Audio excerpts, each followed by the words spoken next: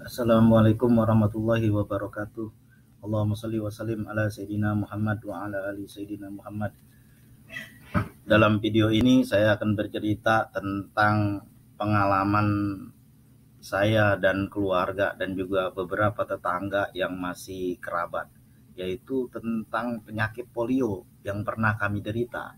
Karena saya nggak tahu bagaimana penyakit polio itu, ini cuma pengalaman aja dan kejadian nyata, bukan analisa penyakit polio, bukannya pengobatannya, bukan itu, tapi cerita tentang penyakit polio yang menimpa orang-orang yang dekat dengan saya. Jadi pada tahun 1985 atau sekitar itu, saya punya seorang adik yang laki. Nggak usah saya sebut namanya karena sekarang orangnya udah bapak-bapak, jadi nggak enak, belum minta izin pada orangnya. Yang penting adik saya. Jadi beliau ini sakit panas. Waktu itu kan kita rumah di kampung, walaupun di Jakarta ya di kampung. Jalan becek, ekonomi susah. Tahun 1985 waktu itu. Jadi adik sakit panas. Ketika sakit panas berhari-hari begitu kan, nggak tahu mau dibawa kemana. Puskesmas juga kayaknya hari itu belum ada di daerah saya itu. Puskesmas dulu kan tahun saya SD aja posisinya agak ke pojok ya. Pernah saya berobat gigi juga di situ, tapi sekarang untuk hari-hari ini udah pindah jauh puskesmasnya. Dan udah luar biasa fasilitasnya, beda dengan dulu. Belakang rumah saya itu masih rimba. Orang Betawi bilang bet, masih banyak alang-alang, bahkan setan pun masih banyak di situ. Jadi untuk akses jalan aja susah. Adik sakit panas berhari-hari. Ketika panasnya turun, padahal dia hari itu baru mulai bergerak-gerak jalan, mau berusaha merangkak jalan. Tiba-tiba kakinya lumpuh. Ketika kakinya lumpuh, nggak bisa berdiri. Orang tua bingung nih bagaimana. Akhirnya dibawa ke klinik. Waktu itu klinik udah ada, yaitu klinik, ini saya sebut aja ya karena kebaikan, klinik dokter Gusti Hasan. Nah, klinik dokter Haji Gusti Hasan. Nah, itulah orang Bali. Nah, Gusti kan.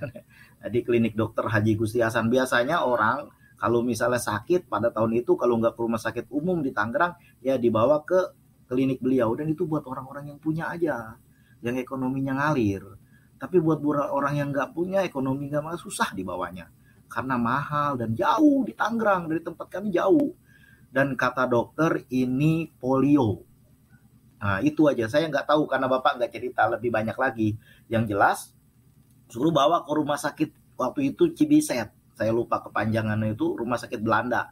Waktu itu kan yang sekarang jadi rumah sakit Dr. Cipto Mangunkusumo, RSCM. Waktu itu Cibiset namanya waktu tahun itu. Orang-orang kampung sekurang-kurangnya manggilnya Cibiset. Mau dibawa kemana? Dibawa ke Cibiset. Ada orang bilang bawa ke Cibiset. Akhirnya dibawalah CBZ Cibiset. Jadi ngantri tiket, Bapak pergi sendiri sama adik digendong dari pagi, dari jam 7 mungkin berangkat dari rumah subuh. Habis subuh langsung jalan. Karena kendaraan nggak ada, jauh dan susah. Nggak seperti sekarang pada tahun itu. Akhirnya ngantri tiket panjang betul. Akhirnya berhasil juga ke tempat dokter itu. Saya dengar dia cerita Bapak, karena saya juga nggak ikut. Kata dokter, kesimpulannya ini masih bisa jalan, Pak. Katanya kenapa? Karena sumsumnya masih hidup. Bilangnya kesempatan peluang dia masih bisa jalan, masih ada. Asal diobati dengan baik, dia masih bisa jalan. Bayangkan coba. Bapak berpikir begini, kalau seandainya nggak diobati dengan baik, nanti dia nggak bisa jalan. Kalau dia nggak bisa jalan, anak laki kasihan. Bagaimana dia nyari nafkah untuk keluarganya?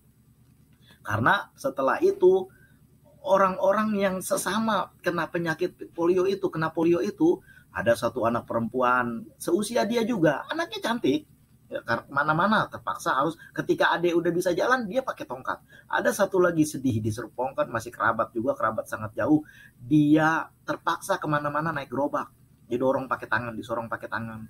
Itu kalau saudara-saudaranya masih ada. Kalau saudara-saudaranya udah pada berumah tangga, punya keluarga masing-masing, bagaimana nasib dia? Luar biasa sedihnya kena polio itu. Makanya kan ketika ada program-program vaksinasi oleh pemerintah, alhamdulillah waktu itu kami susah banget, boro-boro kata vaksin polio, kenal juga enggak sama namanya penyakit polio, sama namanya polio itu enggak kenal. Saya pun enggak tahu bagaimana datangnya, pokoknya tiba-tiba adik sakit panas dan dia lumpuh, itu aja yang tahu. Nah, kemudian orang tua udah kelabakan, udah kesusahan. Akhirnya karena kata dokter ini masih bisa jalan, Pak, akhirnya diusahakanlah pengobatan bagaimanapun ceritanya. Kata orang kampung dibawa ke terapi. Waktu itu namanya bukan terapi, diurut. Dibawa kemana tukang urut dibawa. Kemana aja tukang urut. Sampai ke Tumur 7, diambilin air 7 sumur. Sampai dibawa ke Masjid Pintu 1000. Itu usaha ikhtiarnya. Sampai-sampai saking susahnya nggak tahu bagaimana caranya supaya dia bisa jalan di masa depan, dipasangin susuk di kakinya. Itu jangan tanya itu susuk, waktu itu susuk intan, luar biasa mahalnya. Kalau nggak salah pada tahun itu 75.000 atau 100. Jadi dipasangin intan di kakinya itu susuk supaya kuat. Itu apa namanya, usaha aja supaya dia bisa jalan, itu aja. Itu sepeda-sepedaan yang roda 3 diikat kakinya di situ. Kalau pagi ditarik jalan supaya kakinya bergerak. Lalu kuda-kudaan yang jongkat-jangkit itu juga diikat kakinya di situ. Lalu roda-rodaan yang kayak anak balita belajar jalan itu cuma gede, karena orangnya udah gede, maka roda-rodaannya gede gitu supaya kakinya bisa jalan. Pokoknya segala macam usaha dibuat sama orang tua supaya dia bisa jalan. Nah, bagian gendongnya saya. Luar biasa itu pengalaman 2 kali saya ngerasain. Pertama kali ketika orang tua pergi ngaji. Jadi anak kan dibawa. Nah, ketika itu dia nangis minta pulang. Saya lah yang gendong dari madrasah itu ke rumah. Masya Allah, melepuh kaki di jalan. Waktu itu masih kecil kan. Dia lebih besar badannya dari saya. Saya gendong itu diturunin gak bisa jalan. Saya bawa terus kaki saya melepuh. Deritanya luar biasa akibat polio. Lalu satu lagi ketika lebaran kan pasar rame. Jadi orang tua jualan. Dia nggak ada, dia nangis minta diajak jalan. Saya lah yang disuruh gendong sama orang tua. Ketika saya gendong-gendong itu kan pasar rame berdesek-desekan. Didesek sama orang, jatuhlah bibir ngantem tembok, pecah. Waktu lebaran itu nggak bisa makan daging karena bibir pecah. Ya itulah karena masih kecil ya diam aja. Karena badan dia lebih besar, badan saya lebih kecil, dia nggak bisa jalan, saya gendong. Pecah bibir ngantem tembok karena digeser-geser sama orang kan mau keluar dari keramaian. Akhirnya pecah bibir, berdarah jangan tanya itu. Lebaran sampai seminggu 2 minggu nggak bisa makan nggak bisa makan daging. Itu deritanya gendong adik, ngasuh adik yang kena polio. Dengkulnya pun lututnya itu dari rumah itu ke musola kira-kira berapa ratus meter ya, sekitar 300 meter lah kurang lebih. Itu dia jalannya merangkak jalan gitu. Kalau orang tua pulang kan dari kan belanja dikejar sama dia ke portal itu, ke depan musola itu dikejar merangkak dia sampai 7 tahun masih merangkak. Masya Allah, luar biasa penderitaannya itu gara-gara polio. Akhirnya berusaha diobati bagaimanapun caranya begitu, bagaimanapun ceritanya diobati supaya bisa jalan. Masya Allah, luar biasa. Jangan sampai ya, ini masih alhamdulillah lah masih bisa jalan. Itu ada kenalan juga perempuan, anak perempuan seusia dia juga itu. Masih kerabat juga. Terpaksa saya ketika saya belum berangkat merantau, kira-kira masih SD lah ya. Itu dia memang sudah pakai tongkat. Memang pakai tongkat itu alhamdulillah, kata emaknya itu alhamdulillah udah bisa jalan. Kemarin-kemarin tuh bebaring aja. Nah, yang sedih lagi kerabat sangat jauh, rumahnya di Serpong Tangerang. Memang pengobatan nggak ada sama sekali. Dia bisa bangun aja badannya, bisa duduk aja alhamdulillah. Lalu dibikinin lah gerobak-gerobakan. Jadi kemana-mana dia ngedorong sendiri, pakai maksudnya tangannya di bawah, kakinya apa itu namanya, roda-rodaannya itu, gerobak-gerobakannya itu bergerak sendiri begitu, didorong sama tangannya. Nah gitulah sampai begitunya. Itu yang saya tahu orang-orang yang kena polio. Masya Allah. Makanya kalau pemerintah ada program-program vaksin polio, itu karena saya ada ngerasain betapa susahnya, capeknya itu ngajak adik, ngasuh adik yang kena polio. Waktu sekolah itu kan jauh sekolahan. Waktu itu SD 07 jauh dari tempat saya kan. SD 07 itu jauh. Jalan kaki itu. Saya yang awal gitu kan. Jangan sampai karena pinggir jalan. Orang tua kan nggak mungkin nganter. Waktu itu kendaraan nggak ada. Kendaraan umum nggak ada waktu itu. Kemudian motor jangan tanya lah. Sepeda juga jangan tanya. Karena kita nggak mampu beli kan. Itu yang pertama kali beli sepeda kan abang waktu dia sunat. Jadi ya paksalah jalan kaki gitu. Jauh itu jalan kakinya. Ada sekitar 1 kilo atau sampai 800, 1 kilo lebih lah, 800 meter lebih itu. Pokoknya jauh, lumayan jauh untuk anak seusia kami gitu kan.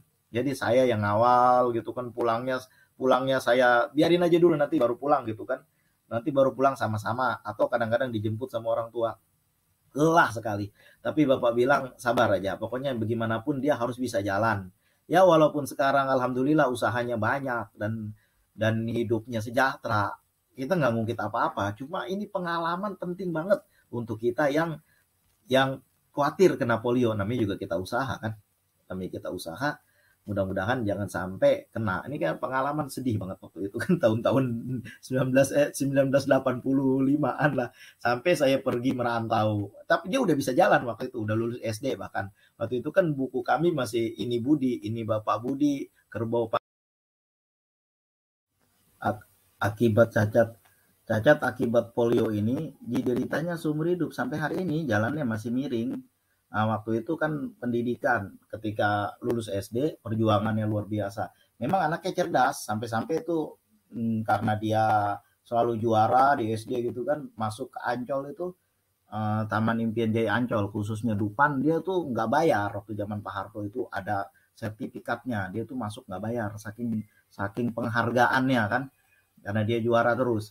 Nah, lalu ketika masa pendidikan selesai di SD, kami semua ini abang-abangnya masuk pesantren. Mula-mula abang saya masuk pesantren, lalu saya memang raja pesantren. Lalu adik saya juga yang ketiga menyusul di pesantren. Nah, dia nggak bisa di pesantren karena kakinya cacat, orang tua khawatir. Jalannya juga belum, istilahnya belum kuat bener, tapi bisa jalan. Tapi bisa jalan nggak pakai tongkat.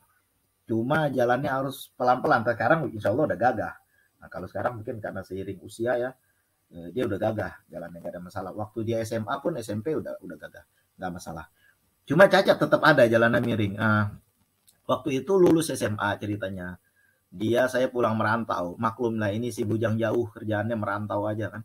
Jadi ketika saya pulang merantau, adik saya ini apa namanya mau masuk farmasi karena anaknya pandai ya.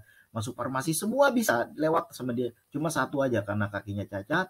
Sama panitia dibilang maaf ini deh, peraturan di sini nggak boleh cacat. Jadi dengan sangat berat hati nggak bisa diluluskan.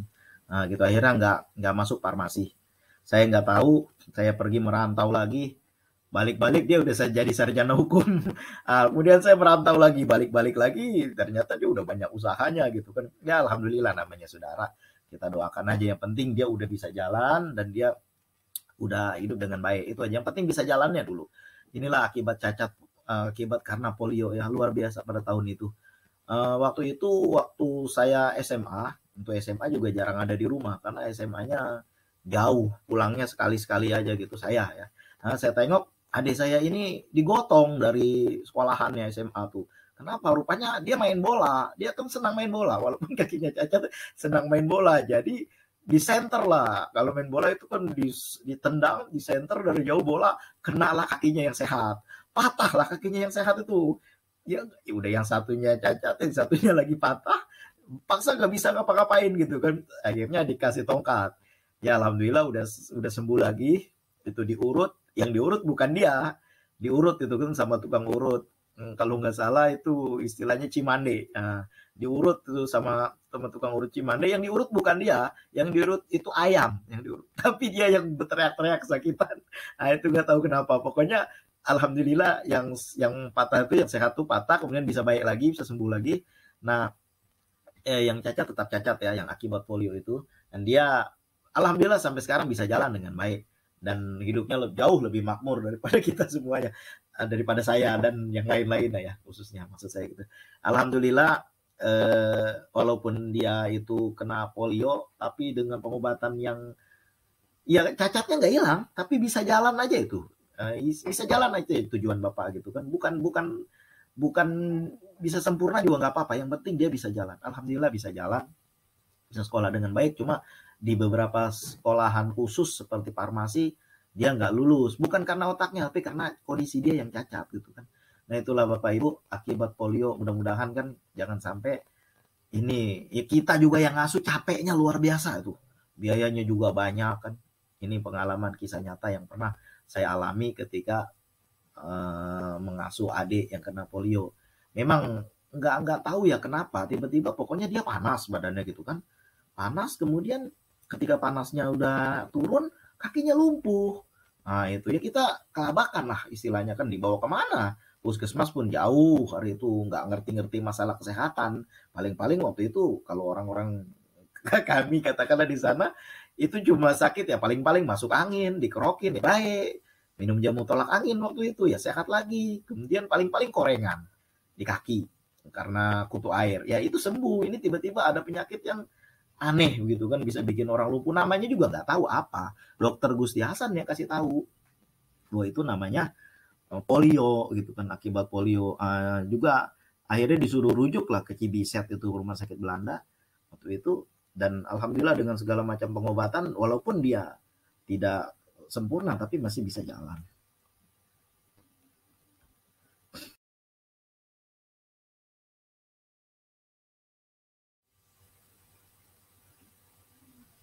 Bisa dibayangkan susahnya kalau seandainya orang tua hari itu tidak berusaha sungguh-sungguh untuk mengobati anak. Bahkan kami yang abang-abangnya ini waktu kecil-kecil sering ditinggal, asal ada orang bilang bawa ke anu, dibawa, bawa ke rumah sakit anu, dibawa. Tapi kebanyakan saya tengok apa itu perobatannya perobatan tradisional ya. Ke apa namanya, ke tempat-tempat tradisional itu diurut lah, di apa namanya itu, macam-macam lah pengobatan itu. Udah lelah rasanya. Mungkin karena waktu itu informasi tentang polio juga nggak ada, namanya juga nggak tahu apa. Boro-boro kata tahu namanya itu polio, itu mah kami pinter kalau tahu itu polio mah. Nggak tahu sama sekali. Biasanya kami kalau sakit-sakit ya penyakit kecil-kecil begitu aja. Berobatnya setiap hari Jumat, datang mantri polisi Pak Talib ke rumah, ke kampung. Lalu kita pada berobat dah sama Pak Talib gitu kan, yang pilek, yang segala macam gitu kan. Waktu itu tahun 1985. Nah, tiba-tiba ada penyakit aneh yang panas lalu lumpuh. Nah, ini udah luar biasa sulitnya. Makanya mudah-mudahan ini kan, terima kasih juga nih kepada pihak sekolah yang udah memfasilitasi program pemerintah untuk apa itu namanya vaksin polio, karena saya berdasarkan pengalaman aja, adik pernah kena polio dan luar biasa pengobatannya. Itu dibilang sama orang-orang yang dekat-dekat situ kan waktu saya kecil-kecil, ini alhamdulillah masih bisa bangun, kan ada yang nggak bisa bangun sama sekali, tapi nggak tahu siapa orangnya karena dia nggak sebut waktu itu saya masih kecil. Dan baru-baru ini aja saya tengok beberapa kasus gitu kan, di koran-koran juga ada